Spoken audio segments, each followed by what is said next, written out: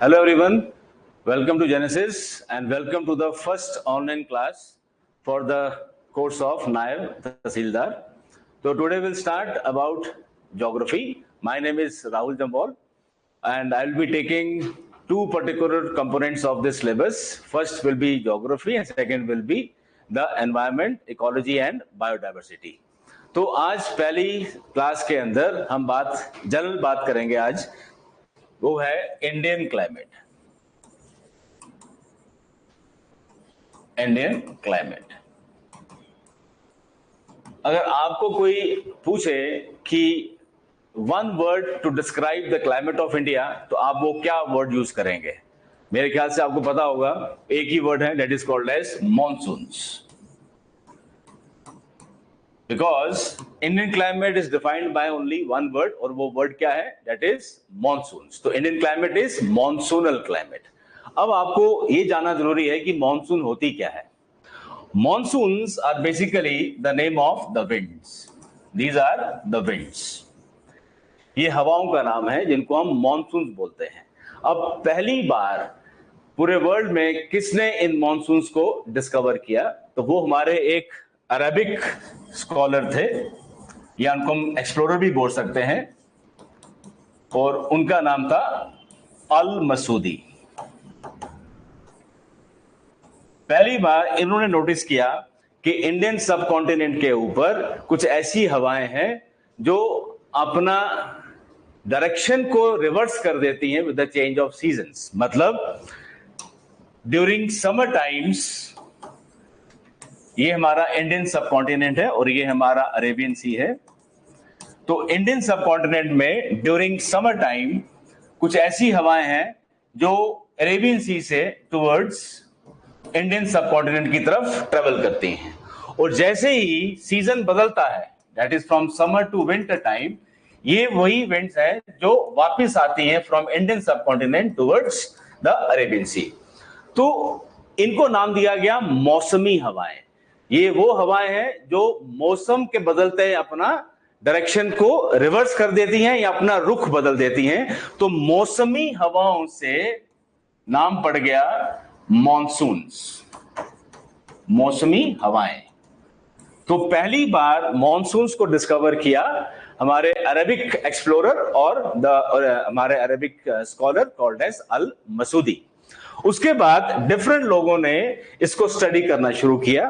तो उसके बाद हमारे पास कुछ एक्सप्लेनेशंस आती हैं मॉनसून्स के लिए। बट पहले हम बात करते हैं the most important characteristic feature of monsoons, general monsoons. तो मॉनसून्स हम उन हवाओं को बोलते हैं which shows a seasonal reversal, seasonal reversal in wind direction। अब reversal is very very important. Reversal का मतलब होता है कि अगर आप एक सीजन में you are going from this direction towards that this direction, तो चेंज होते ही आप वापस वहीं से आ जाओ जहां से आपने शुरुआत की हो। तो इसको हम बोलते हैं कंप्लीट रिवर्सल। क्या बोलते हैं? Complete reversal. रिवर्सल का मतलब हो गया 180 डिग्री का एंगल चेंज।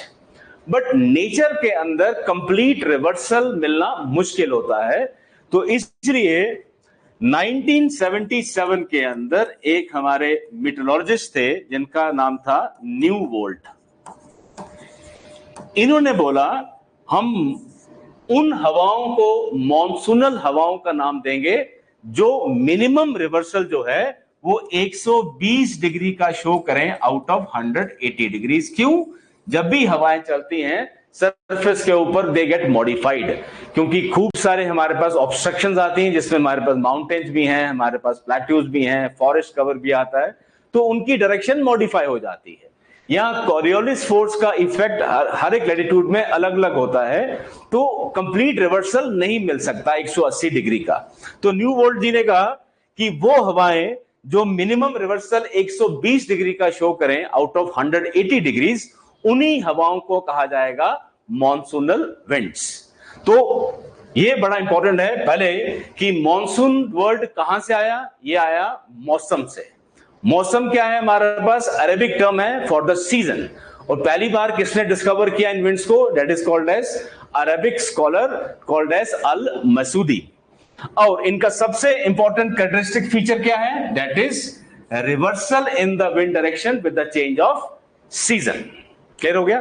अब नेक्स्ट आता है, जो ये मॉनसूनल विंड्स हैं, ये वर्ल्ड में सिर्फ इंडिया में मिलती हैं या किसी और जगहों पे भी ये मिलती हैं? तो सिर्फ इंडिया में नहीं मिलती, इसके अलावा भी ये अलग अलग जगहों में मिलती हैं। जैसे कि पहला तो हमारा हो गया Indian subcontinent, Indian subcontinent. Second is south east Asia, जिसके अंदर आपके पास थाईलैंड, कंबोडिया, वियतनाम, लाओस, ये वाला रीजन आ जाता है। Then we have Madagascar and Mozambique. These are the two countries in the African continent. ये अफ्रीका में है। And third region, fourth region is your North Eastern Australia. तो इन चार जगहों में हमें मॉनसूनल विंड्स मिलती हैं और we can say monsoonal climate देखने को मिलता है। और मॉनसून का मतलब वो हवाएं जो सीजन के बदलते अपनी डायरेक्शन को रिवर्स करते हैं। अब हम बात करते हैं इंडियन मॉनसून के बारे में थोड़ी सी। अब देखें आप, इंडिया में वी हैव टू सीजन्स। एक हम मेजरली बात करते हैं समर सीजन, एक हम कहते हैं विंटर सीजन। अब जनरल बात करेंगे तो summer monsoons are those which blows from Arabian sea region और you can say total on the whole Indian ocean. तो इंडियन ओशन से जो ट्रेवल करना शुरू करती हैं towards Indian subcontinent, like this, like this. These are called as summer monsoons. अब in summer monsoons का एक नाम है। अब समर मॉनसून्स का क्या नाम है? इनको हम बोलते हैं साउथ वेस्ट मॉनसून्स। अब इनका नाम ऐसे क्यों पड़ा वो मैं उसके बारे में डिस्कस करता हूं। वैसे ही विंटर्स के अंदर जो हमारे पास मॉनसून विंटर चलती हैं उनके लिए हम क्या बोलते हैं? We call them as north east monsoons. तो समर वाले मॉनसून का नाम साउथ वेस्ट मॉनसून्स और विंटर वाले का नाम नॉर्थ ईस्ट मॉनसून्स। क्यों? क्योंकि ये नॉर्थ ईस्टर्न डायरेक्शन से ब्लो करना शुरू करते हैं और ये ट्रेवल करते हैं टुवर्ड्स साउथ वेस्टर्न डायरेक्शन। तो summer monsoons they blow from south west direction towards north east directions, और जो विंटर मॉनसून्स है वो ब्लो करती हैं from north eastern direction towards south western direction. अब किसी भी विंड का नाम कैसे पड़ता है? हमने क्यों बोला इनको नॉर्थ ईस्ट मॉनसून्स, इनको क्यों बोला हमने साउथ वेस्ट मॉनसून्स? ये इसलिए बोला, winds are named from the place of their origin. उनकी ओरिजिन का जो डायरेक्शन है उस नाम से हम उन विंड्स का नाम डालते हैं। जैसे कि बात करते हैं, हमारे पास 4 मेन डायरेक्शंस आती हैं, एक नॉर्थ, एक साउथ और एक ईस्ट और एक हमारी वेस्ट। अब डायरेक्शंस की बात भी करते हैं तो बड़े लोगों को लगता है हमारे पास 4 डायरेक्शंस हैं। इसमें कोई डाउट नहीं है, 4 ही हैं। बट डायरेक्शंस भी हमारे पास 2 किस्म की होती है। एक हम बोलते हैं एब्सोल्यूट डायरेक्शंस, एक हम बोलते हैं रिलेटिव डायरेक्शंस। एब्सोल्यूट का मतलब जो हमें हमारे पास अर्थ पे हैं। जैसे हम बात करते हैं एब्सोल्यूट की बात करेंगे तो हमारे पास अर्थ के ऊपर नदर्न मोस्ट पॉइंट है, उसको हम क्या बोलते हैं? नॉर्थ पोल बोलते हैं। वैसे ही सदर्न मोस्ट पॉइंट हमारे पास अर्थ पे है, उसको हम क्या बोलते हैं? साउथ पोल बोलते हैं। तो नॉर्थ और साउथ जो डायरेक्शंस हैं इनको हम क्या बोलते हैं? Absolute directions. Why? We have northernmost point on the earth, we have southernmost point on the earth. क्या आप बता सकते हैं हमारे अर्थ के ऊपर ईस्टर्न मोस्ट पॉइंट कौन सा है और वेस्टर्न मोस्ट पॉइंट कौन सा है?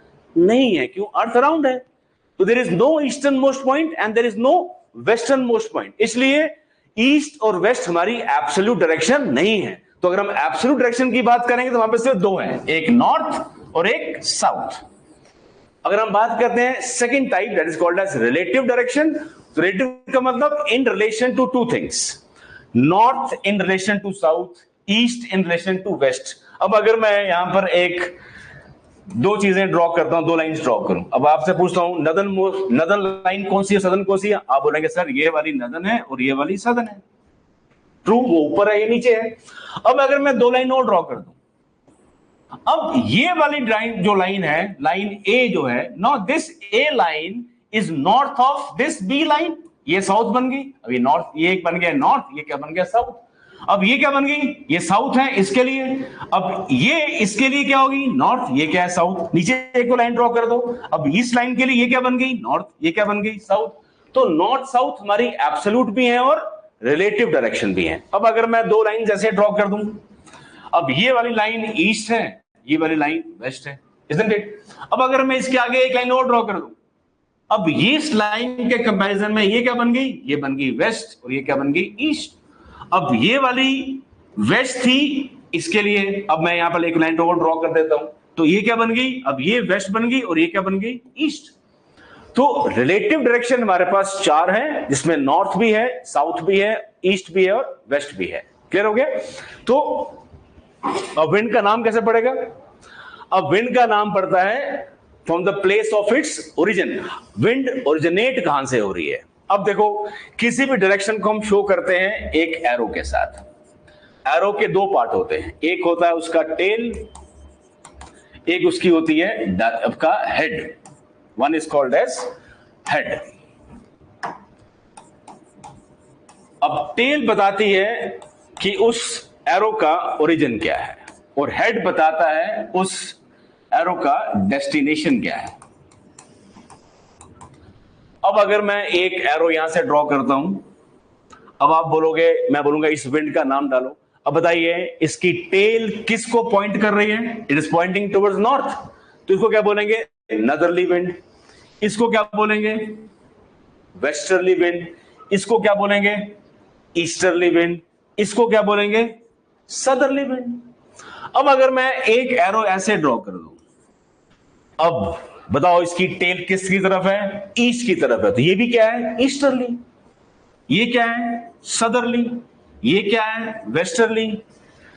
ये क्या है, नदरली, इजंट इट। अब जिस पर्टिकुलर डायरेक्शन की तरफ tail of the arrow point कर रही है, उस डायरेक्शन से हम उस विंड का नाम डालते हैं। तो ये नदरली, सदरली, ईस्टर्ली, वेस्टर्ली। अब अगर मैं यहां पर एक एरो ड्रॉ कर दूं बिटवीन नॉर्थ एंड साउथ, अब इस विंड का नाम क्या होगा? अब ये नॉर्थ और ईस्ट के बीच में है, तो क्या बोलेंगे इसको, नॉर्थ ईस्ट और नॉर्थ ईस्टर्ली विंड्स। वैसे यहां पर क्या बोलेंगे, नॉर्थ वेस्टर्ली विंड। इसको क्या बोलेंगे, साउथ वेस्टर्ली विंड। इसको क्या बोलेंगे, साउथ ईस्टर्ली विंड। तो winds are named from the place of their origin. तो जिस डायरेक्शन से उन विंड्स का ओरिजिन हो रहा है, उस डायरेक्शन से हम उन विंड्स का नाम डालते हैं। Now come back to the Indian monsoons. अब देखो, समर्स में हवा चल रही है मॉनसून्स की इंडियन ओशन से, और टेल किस तरह पॉइंट कर रही है? अब वो नॉर्थ है, ये साउथ है, वो ईस्ट है, ये वेस्ट है। तो isn't it, this particular arrow is in south west direction. तो समर मॉनसून को हम क्या नाम देते हैं, साउथ वेस्ट मॉनसून। तो समर्स में वी है साउथ वेस्ट मॉनसून। क्यों? ये हवाएं साउथ वेस्टर्न डायरेक्शन से ब्लो कर रही हैं और किस तरफ जा रही हैं, नॉर्थ ईस्ट की तरफ जा रही है। Now come towards winter monsoons. अब इनकी एरो की टेल किस तरफ पॉइंट कर रही है, नॉर्थ और ईस्ट के बीच में। इनको क्या बोलेंगे, नॉर्थ ईस्ट मॉनसून्स। क्लियर हो गया? This is how we name south west monsoons during summers and north east monsoons during winters. अब ये हमारी विंड्स किस कैटेगरी में आती हैं? अब जो हमारी मॉनसूनल विंड्स हैं, ये किस कैटेगरी में आती हैं? अब हमारे पास अगर हम ऑन द होल विंड्स की बात करते हैं, तो विंड्स हमारे पास 3 टाइप्स की होती हैं। एक हम बोलते हैं ग्लोबल विंड्स, इन्हीं को बोलते हैं प्राइमरी विंड्स, इन्हीं को बोलते हैं प्लैनेटरी विंड्स, प्लैनेटरी विंड्स। अब सेकेंड कैटेगरी को हम बोलते हैं सेकेंडरी विंड्स, और थर्ड कैटेगरी को बोलते हैं हम टर्शरी विंड्स।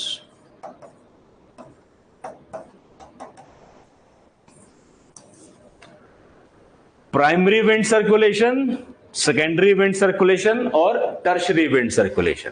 प्राइमरी को ही ग्लोबल कहा जाता है, प्राइमरी को ही प्लैनेटरी विंड्स कहा जाता है। और इसमें हमारे पास 3 कैटेगरी की विंड्स होती हैं जो सब कैटेगरी है। आपने शायद कभी नाम सुना होगा trade winds, then we have westerlies and then we have polar easterlies.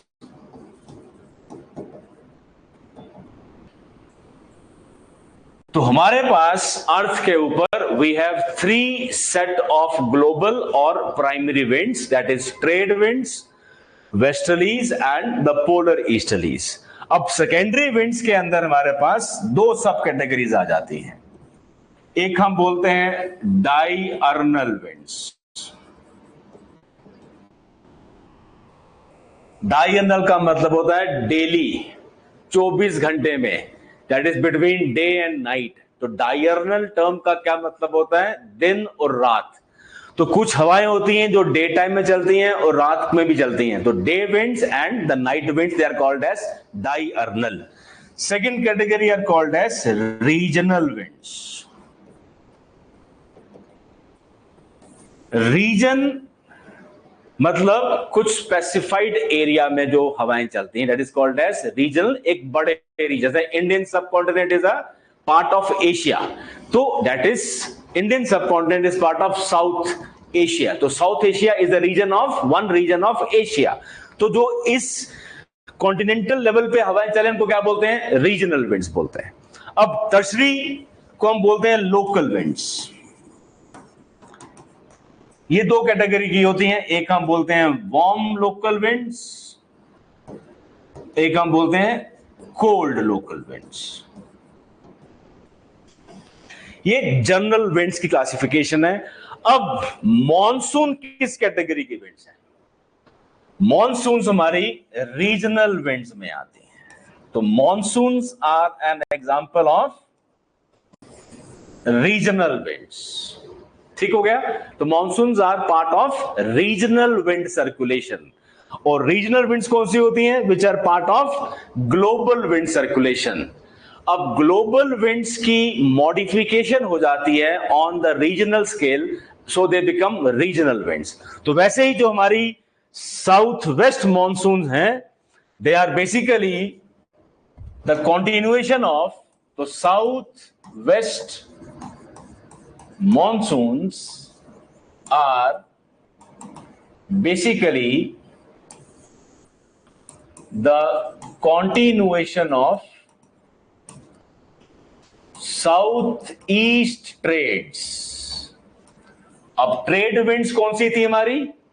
Global wind circulation का पार्ट है।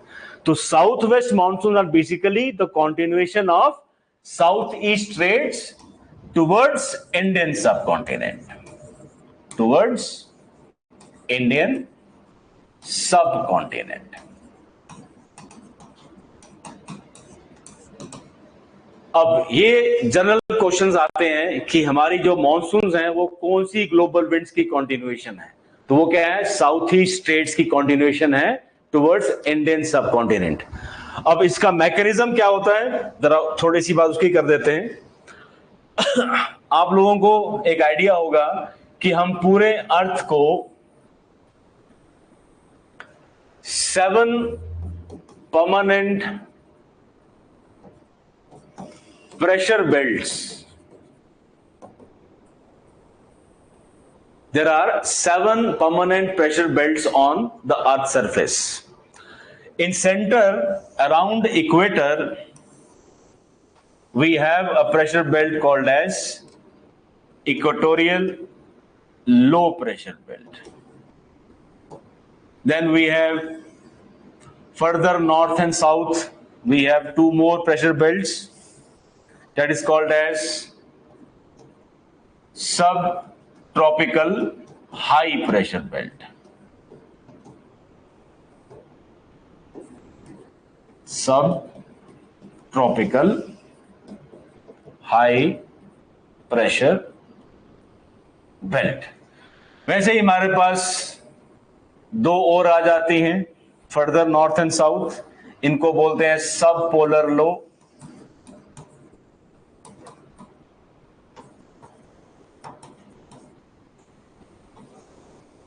फिर around the poles we have two more, इनको हम बोलते हैं पोलर हाई,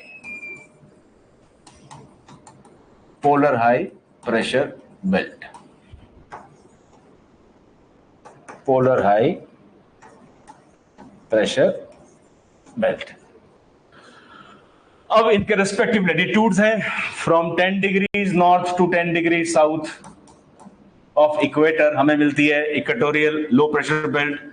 25 डिग्री से लेकर 35 डिग्री हमें नॉर्थ एंड साउथ मिलती है सब ट्रॉपिकल हाई। फिर 45 डिग्री नॉर्थ एंड साउथ से लेकर 65 डिग्री नॉर्थ एंड साउथ हमें मिलती है सब पोलर लो। फिर around the north pole and around the south pole हमें मिलता है पोलर हाई प्रेशर बेल्ट। अब विंड ब्लो करती है from high pressure towards the low pressure, तो wind blows from high pressure areas towards low pressure areas. अब हमारे पास 7 प्रेशर बेल्ट्स में there is a pressure difference, subtropical high, equatorial low, subpolar low, polar high. तो wind blow करेगी high pressure से low pressure की तरफ। अब विंड चलना शुरू करती है हाई प्रेशर से लो प्रेशर की तरफ, ऐसे सीधा ये चलना शुरू किया from high pressure towards low pressure like this. ठीक हो गया। अब हवा जब चलना शुरू होती है वो मॉडिफाई हो जाती है, तो wind blows from high pressure towards low pressure. अब हवा चलना शुरू होती है, अब विंड कैसे चलती है, winds blows because of pressure difference, और इस प्रेशर डिफरेंस को हम नाम क्या देते हैं, pressure gradient force, popularly it is called as PGF। तो हवा चलती है because of the pressure difference and wind blows from high pressure towards the low pressure. So wind blows from high pressure regions towards low pressure in response to pressure gradient force. और इसका काम क्या है, it always send winds perpendicular to isobars. Isobar क्या होते हैं, the line joining places on maps having equal atmospheric pressure are called as isobars. तो wind blows from high pressure towards low pressure like this. तो हवा सीधी चलती है high pressure से low pressure की तरफ। रास्ते में जो भी आइसोबार्स आते हैं वो उसको एट राइट एंगल्स कट करती है। ठीक हो गया। ये हवा चलना शुरू होती है because of the pressure difference called as pressure gradient force. अब आप बताइए, जस्ट इमेजिन कीजिए कोई एक बहुत बड़ी सी डिस्क है, एक ह्यूज डिस्क जो रोटेट कर रही है, चाहे वो क्लॉकवाइज रोटेट कर रही है चाहे वो एंटी क्लॉकवाइज रोटेट कर रही है, और आपको उस डिस्क चलती हुई रोटेटिंग डिस्क के ऊपर आपको वॉक करके उसको क्रॉस करना है। क्या आप आराम से उसको क्रॉस कर पाएंगे? Think over it. Huge disc which is rotating in either direction, clockwise और anticlockwise, and you people are suppose to walk over it, that is on rotating disc. क्या आप आराम से उसके ऊपर चल पाएंगे? नहीं ना, आपको एक हल्का सा धक्का लगेगा, हाँ या ना?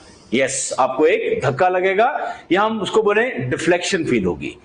इसी धक्के का नाम है अगला important concept called as Coriolis force. क्या बोलते हैं इसको? Coriolis force. अब देखें, हमारी जो अर्थ है it is rotating from west to east direction. Now we have two hemispheres, northern hemisphere and the southern hemisphere. अब अर्थ हमारी रोटेट कर रही है।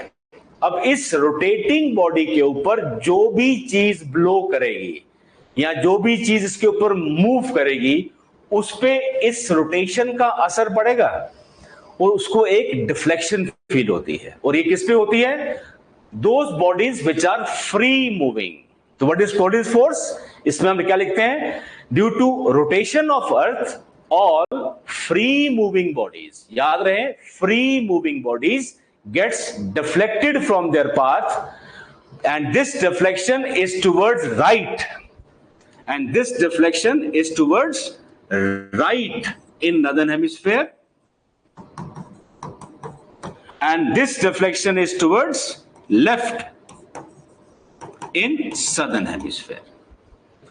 तो इस डिफ्लेक्शन को हम क्या नाम देते हैं? We call it as Coriolis force. And the law which explains this deflection is termed as Farrell's law.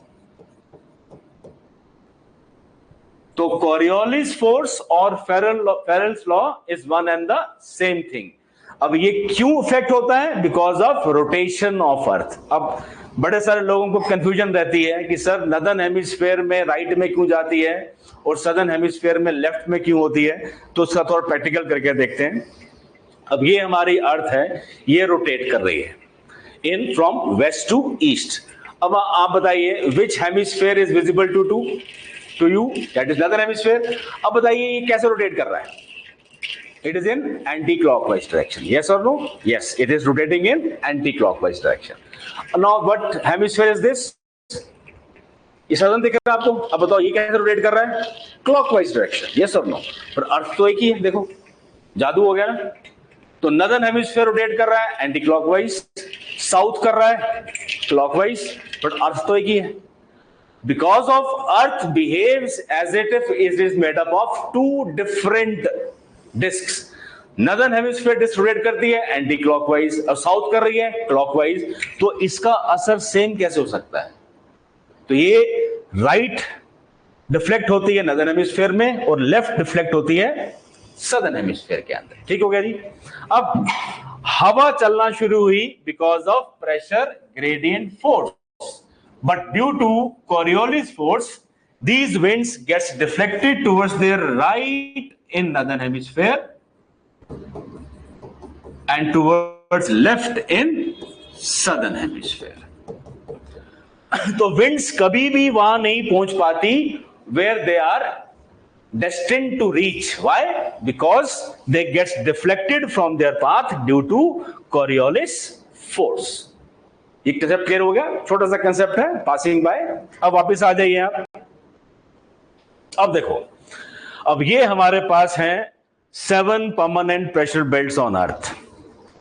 We have equatorial low pressure belt surrounded by subtropical high pressure belt. Then we have subpolar low pressure belt. Then we have polar high pressure belt. तो wind blows from high pressure areas towards low pressure areas in response to pressure gradient force, जो हमेशा winds को सीधा भेजता है high pressure से low pressure की तरफ। अब बताओ क्या ये सीधा पहुंच पाएंगे winds? No, they will get deflected because of Coriolis force. तो नदर्न हेमिस्फीयर में they get deflected towards their right in northern hemisphere and towards left in southern hemisphere. See, वैसे ही दूसरी हवा चलेगी सब ट्रॉपिकल हाई से सब पोलर लो की तरफ। अब जाना चाहिए था सीधा, it will get deflected towards it's right in northern hemisphere and left in southern hemisphere. वैसे ही तीसरी हवा जो चल रही थी पोलर हाई से सब पोलर लो की तरफ, जानी चाहिए थी सीधा, अब ये डिफ्लेक्ट कहां होगी? Towards right in northern hemisphere and towards left in southern hemisphere. तो हमें 3 सेट ऑफ विंड्स मिल गए। कौन कौन से सेट मिले?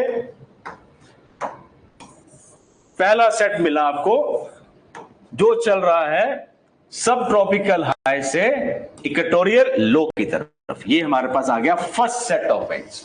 इन्हीं को बोलते हैं ट्रेड विंड्स। क्या बोलते हैं? Trade winds. दूसरी हवा देखो, वो चल रही है हमारी सब ट्रॉपिकल हाई से टुवर्ड्स सब पोलर लो, ये वाली और ये वाली, इन दोनों को हम क्या बोलते हैं? वेस्टर्लीज। और तीसरी हवा अर्थ पे चलती है फ्रॉम पोलर हाई टुवर्ड्स सब पोलर लो, इनको बोलते हैं हम पोलर ईस्टर्लीज। ये भी कौन सी है? Polar easterlies.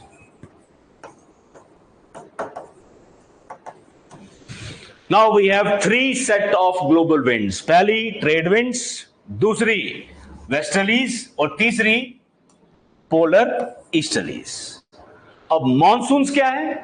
Continuation of trade winds. अब ट्रेड विंड्स एक है जो नदर्न हेमिस्फीयर में ब्लो कर रही है, ये वाली, और दूसरी ट्रेड विंड्स कौन सी हैं? जो ब्लो कर रही हैं सदर्न हेमिस्फीयर में। अब याद करो, मैंने बात की थी winds are named from the place of their origin. अब बताओ, नदर्न हेमिस्फीयर वाली ट्रेड विंड्स किस डायरेक्शन से ब्लो कर रही हैं? नॉर्थ और ईस्ट के बीच में है ना ये टेल। लुक हियर, इस टेल की डायरेक्शन किधर है? Between north and east. तो नदर्न हेमिस्फीयर में ट्रेड विंड्स को बोलते हैं नॉर्थ ईस्ट ट्रेड्स। अब बताओ, ट्रेड विंड्स सदर्न हेमिस्फीयर में, इनकी टेल किस डायरेक्शन की तरफ पॉइंट कर रही है? साउथ और ईस्ट के बीच में। तो in southern hemisphere trade winds are known as south east trades. तो ट्रेड विंड्स नदर्न हेमिस्फीयर में भी हैं और सदर्न में भी हैं। नॉर्थ में they are called as north east trades और साउथ में they are called as south east trades. Now Indian monsoons are continuation of south east trades towards the Indian subcontinent. Clear हो गया? अब वो कैसे? Very simple. अब देखो, अब इस इक्वेटोरियल लो प्रेशर बेल्ट को हम एक और नाम देते हैं। This is very very important concept. This equatorial low pressure belt is also known as ITCZ, popularly called as, people call it as ITCZ। Z को Z नहीं बोलते, उसको Z कहा जाता है, ठीक है? तो इसको बोलते हैं ITCZ। फुल फॉर्म क्या है? Inter tropical convergence zone. Why called as intertropical? Because ये जो एरिया है ये ट्रॉपिक ऑफ कैंसर और कैप्रिकॉन के बीच में आता है, तो क्या नाम पड़ गया? इंटरट्रॉपिकल, मतलब ट्रॉपिक्स के बीच का पार्ट। कन्वर्जेंस मतलब कोई दो चीजें यहां पर आकर कन्वर्ज कर रही हैं। वो दो चीजें कौन सी हैं? दैट इज ट्रेड विंड्स। तो why equatorial low pressure belt is called as ITCZ, which is full formed as intertropical convergence zone, because of it is the zone of convergence of trade winds, that is northeast trades and southeast trades. We call it as ITCZ। ठीक हो गया जी, intertropical convergence zone. अब एक छोटा सा concept और है, आप सबने एक नाम सुना होगा इक्वेटर का, है ना? इक्वेटर बड़ा कॉमनली यूज टर्म है। What is equator? अब हम इक्वेटर को कैसे डिफाइन करते हैं? हम बोलते हैं it is the centrally placed line between the poles, that is north pole and the south pole. It is the centrally placed line between the poles which makes an angle of 0 degree with the center of earth, which makes an angle of 0 degree with the center of earth। और third condition क्या है? and it also divides earth into 2 equal parts, northern hemisphere and southern hemisphere। तो वो line जो इन तीन conditions को fulfil करे उसको हम क्या नाम देते हैं? इक्वेटर बोलते हैं। What is equator? It is the centrally placed line between the poles which makes an angle of 0 degree with the center of earth, and it also divides earth into 2 equal parts, that is northern hemisphere and the southern hemisphere। ठीक हो गया? इसको हम बोलते हैं equator. It is also termed as geographical equator। geographical equator, and this geographical equator is fixed। ये एक जगह पे पूरा साल यहीं पे रहता है। it has got fixed location, that is 0 degree latitude। 0 degree latitude. अब एक और टर्म ज्योग्राफी में हम यूज करते हैं, उसको हम टर्म यूज करते हैं थर्मल इक्वेटर। Thermal equator. अब ये एक बड़ा इंपॉर्टेंट कंसेप्ट है, व्हाट इज थर्मल इक्वेटर। अब थर्म का मतलब होता है हीट, इक्वेटर मतलब centrally placed line on the earth surface. अब अगर थर्मल इक्वेटर और ज्योग्राफिकल इक्वेटर एक होते तो ये अलग टर्म नहीं आती, तो इसका मतलब दोनों में कुछ तो डिफरेंस होना चाहिए। अब शायद आपने कभी नाम सुना होगा, अब ये हमारे पास अर्थ का एक कर्व्ड सरफेस है, ये अर्थ का इक्वेटर है, ये ट्रॉपिक ऑफ कैंसर है और ये ट्रॉपिक ऑफ कैप्रिकॉर्न है। ट्रॉपिक ऑफ कैंसर और ट्रॉपिक ऑफ कैप्रिकॉर्न। अब जो हमारा सन है, sun is always confined between the tropics. तो सन ज्योग्राफिकल इक्वेटर से मूव करता है towards northern hemisphere till tropic of Cancer, फिर नीचे आता है इक्वेटर पर, फिर नीचे जाता है ट्रॉपिक ऑफ कैप्रिकॉर्न। तो इस मूवमेंट ऑफ सन को हम क्या बोलते हैं? Apparent movement of sun. Apparent movement of sun. What is the meaning of the term apparent? इसका मतलब है it appears as if sun is moving, but in reality sun is not moving. और इस एपरेंट मूवमेंट ऑफ सन का कारण क्या है? पहला कारण है revolution of earth around the sun, और सेकेंड है टिल्ट ऑफ अर्थ। अब आप लोगों को शायद टिल्ट ऑफ अर्थ के बारे में नहीं पता हो। अब अर्थ तो है वो आपको ऐसे वर्टिकल दिखती है, अर्थ आपको हल्की सी टिल्टेड फॉर्म में दिखती है। दिख रहा है आपको टिल्ट? इस टेढ़ेपन ऑफ अर्थ को हम क्या बोलते हैं? टिल्ट ऑफ अर्थ बोलते हैं। We call it as tilt of earth. Earth ऐसे सीधी नहीं है, अर्थ हल्की सी टेढ़ी है, इसको क्या बोलते हैं? Tilt of earth. अब अर्थ ऐसे ही टिल्टेड फॉर्म में सन के अराउंड चक्कर काटती है। अब इस टिल्ट की वजह से हमें लगता है कि सन ज्योग्राफिकल इक्वेटर से नदर्न हेमिस्फीयर में गया, फिर वो घूम के फिर से सदर्न हेमिस्फीयर में। तो there is apparent movement of sun which is because of revolution of earth and the tilt of earth. अब इसकी वजह से जितने भी लैटिट्यूड्स हैं हमारे बिटवीन द ट्रॉपिक्स, सन कभी ना कभी उस लैटिट्यूड के ऊपर वर्टिकल होता है। तो जिस पर्टिकुलर लैटिट्यूड के ऊपर सन वर्टिकल होगा, सबसे ज्यादा इनकमिंग सोलर रेडिएशन उस लैटिट्यूड पे पड़ेगी और उसकी वजह से वो लैटिट्यूड सबसे ज्यादा गर्म होगा। तो the latitude over which sun is vertically overhead, which receives maximum amount of insolation, and so that latitude becomes warmest of all the latitudes. That latitude is called as thermal equator, and this thermal equator varies from tropics to tropics. So how will you define thermal equator? It is the latitude over which sun is vertically overhead and which receives maximum amount of insolation, and so it is warmest of all the latitudes. Clear हो गया? अब हमारे पास there are 7 permanent pressure belts. अब जो हमारी equatorial low pressure belt है, यहां पे लो प्रेशर क्यों है? बिकॉज हम सब जानते हैं equatorial areas receives maximum amount of insolation, maximum amount of insolation, and that is supposed to be the warmest area.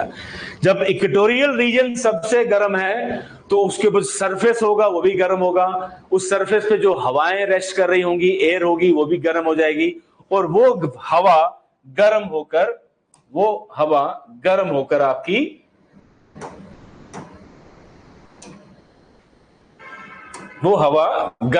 आपकी राइज कर जाएगी। तो इक्वेटोरियल एरियाज के अंदर these equatorial areas are very warm अब यहां पर हवा गर्म होकर वर्टिकली राइज कर जाती है, जिससे सरफेस के ऊपर लो प्रेशर बन जाता है। अब बताइए, क्या जो हमारा सन है वो क्या पूरा साल इसी जोन में रहेगा? अभी हम लोगों ने डिस्कस किया कि जो सन है वो हमारा पूरा साल यहां पर नहीं होता। दिस, अब क्या सन पूरा साल इक्वेटर के ऊपर है? नो, सन मूव कर रहा है। सन ज्योग्राफिकल इक्वेटर को छोड़कर नदर्न हेमिस्फीयर में जा रहा है। कहां तक जाएगा? ट्रॉपिक ऑफ कैंसर तक जाएगा। फिर वो नीचे की तरफ आना शुरू होगा कब? 21 जून को। It starts coming downward, once again comes over the geographical equator, then from here it goes into southern hemisphere till Tropic of Capricorn. अब जो हमारी जोन ऑफ मैक्सिमम हीट है वो पूरा साल ज्योग्राफिकल इक्वेटर के अराउंड नहीं होती, वो zone of maximum heat shift कर जाती है। Zone of maximum heat shifts north of equator and south of equator. अब देखें, अब इस शिफ्टिंग की वजह से क्या होता है? अब सपोज करो ये हमारे पास क्या है? Equatorial low pressure belt. अब ये लो प्रेशर क्यों है? बिकॉज ये हमारे एरियाज आर वेरी वार्म। अब वेरी वार्म क्यों है? बिकॉज मैक्सिमम इंसुलेशन कहां गिरती है? Around equator. अब जब सन इक्वेटर को छोड़कर नदर्न हेमिस्फीयर में जाएगा तो जोन ऑफ मैक्सिमम हीट कहां जाएगी? वो भी नॉर्थ में चली जाएगी, है ना? मैक्सिमम हीट कहां चली जाएगी? नॉर्थ में चली जाएगी। अब जब ये मैक्सिमम हीट नॉर्थ में चलेगी तो जो इक्वेटोरियल लो प्रेशर बेल्ट कहां चला जाएगा? ये भी नॉर्थ में चला जाएगा, इक्वेटोरियल लो। तो देयर इज सीजनल शिफ्टिंग। ये सभी pressure belts apparent movement of sun को फॉलो करती हैं, और ये समर्स में जाती हैं पोल्स की तरफ और विंटर्स में आ जाती हैं टुवर्ड्स इक्वेटर। तो there is seasonal shifting of pressure belts following the apparent movement of sun. तो अपरेंट मूवमेंट ऑफ सन की वजह से there is seasonal shifting, seasonal shifting of pressure belts. तो सारी प्रेशर बेल्ट्स शिफ्ट करती हैं following the apparent movement of sun. अब जब इक्वेटोरियल लो प्रेशर बेल्ट हमारी नदर्न हेमिस्फीयर में शिफ्ट कर जाएगी तो जो हमने कहा था it is also known as ITCZ, ये भी कहां चली जाएगी? It will shift towards northern hemisphere. अब जब ITCZ भी शिफ्ट कर गया, क्यों शिफ्ट कर गया? बिकॉज पूरी equatorial low pressure belt shift कर गई। तो जब ये शिफ्ट कर गया तब इसको हम क्या बोलेंगे? Northern inter tropical convergence zone, NITCZ। ITCZ कहां होता है? Around geographical equator. जब ये शिफ्ट कर गया नदर्न हेमिस्फीयर में तो ITCZ क्या बन जाएगा? Northern inter tropical convergence zone. अब बताइए, ITCZ का नाम ITCZ क्यों रखा था हमने अभी? Because it is a zone of convergence of two set of trade winds. कौन कौन सी? नॉर्थ में चलती है नॉर्थ ईस्ट ट्रेड्स और साउथ में चलती है साउथ ईस्ट ट्रेड्स। अब देखो, ये रहा हमारे पास इक्वेटोरियल लो, इसको बोलते हैं ITCZ। यहां पर क्या हो रहा है? एक आ रही है नॉर्थ ईस्ट ट्रेड्स, एक आ रही है साउथ ईस्ट ट्रेड्स। ये नॉर्मल कोर्स में है ना, नॉर्थ ईस्ट ट्रेड्स और साउथ ईस्ट ट्रेड्स दोनों कहां कन्वर्ज करती हैं? इक्वेटोरियल लो में। इसको नाम क्या है? ITCZ। ठीक है। अब जरा सोचो, जब ज्योग्राफिकल इक्वेटर से हमारा थर्मल इक्वेटर यहां पर आ गया, जब थर्मल इक्वेटर यहां पे चला गया तो ये इक्वेटोरियल लो प्रेशर बेल्ट कहां आ जाएगी? यहां पे आ जाएगी। अब जब ये यहां शिफ्ट कर गया तो ये कहां आ जाएगा? ये यहां पे आ जाएगा। तो नाम क्या रखेंगे? NITCZ। अब यहां पे कौन सी दो विंड्स की कन्वर्जेंस हो रही है? एक है नॉर्थ ईस्ट ट्रेड, एक है साउथ ईस्ट ट्रेड। अब जब ये नॉर्थ में है तो नॉर्थ ईस्ट ट्रेड्स कहां से आएंगी? तो नॉर्दर्न हेमिस्फीयर से आ रही है। ये आ गई कौन सी? North east trades. अब ये वाली कहां से आ रही है? साउथ ईस्ट ट्रेड्स, है ना? ये क्या आ गई? साउथ ईस्ट ट्रेड्स, है ना? अब अल्टीमेटली इन ट्रेड विंड्स को जाना किधर है? इनको जाना है यहां पर कन्वर्ज करना है, isn't it? Now these southeast trades has to cross geographical equator and reach NITCZ. But जैसे ही ये विंड हमारी जोग्राफिकल इक्वेटर को क्रॉस करेंगी, ये किस हेमिस्फीयर में आ जाएंगी? ये आ जाएंगी नदर्न हेमिस्फीयर में। और नदर्न हेमिस्फीयर में कॉरियोलिस फोर्स विंड्स को कहां पर डिफ्लेक्ट करेंगी? वो करेंगी इनको राइट की तरफ। अब बताओ, ये डायरेक्शन साउथ ईस्ट थी, अब ये डायरेक्शन क्या हो गई? साउथ वेस्ट नहीं हो गई। अब जैसे ही south east trades crosses geographical equator to converge at NITCZ, because of Coriolis deflection, they turn towards their right and they will assume the direction called as southwest. अब इनमें से कुछ हवाएं हैं जो इंडिया में पहुंचती हैं with the name of south west monsoons. ये है हमारी समर मॉनसून्स की कहानी। अब हम इसको प्रैक्टिकली डायग्रामेटिकली ड्रॉ करते हैं, फिर जानते हैं ये कैसे होगा। अब जरा ध्यान देंगे।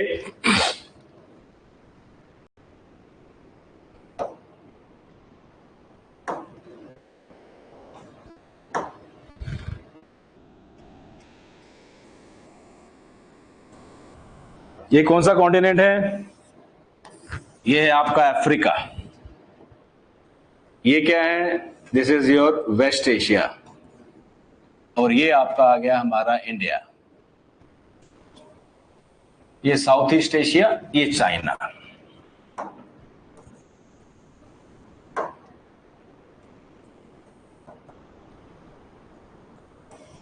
अरे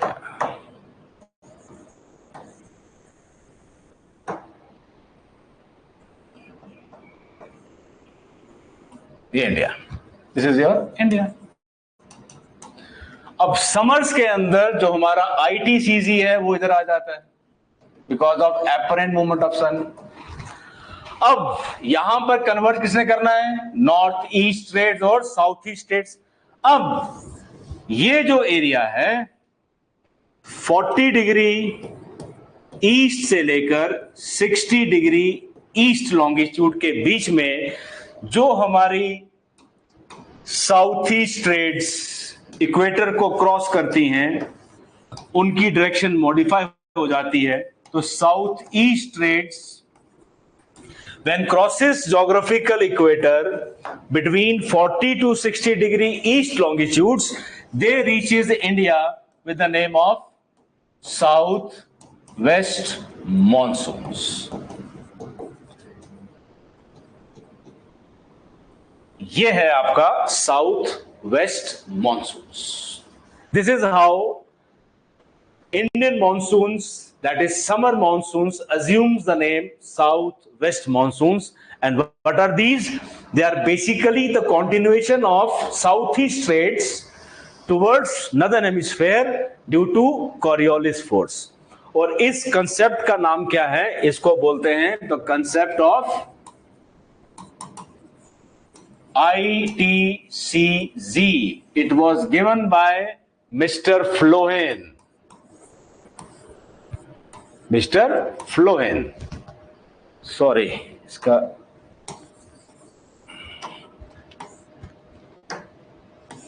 FLOHN, Flohn. He was German मेटीरियोलॉजिस्ट।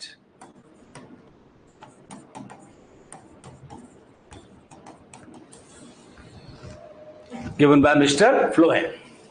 I hope something regarding monsoons is clear to you people. Now we see you in the next video. Thank you so much. God bless everybody.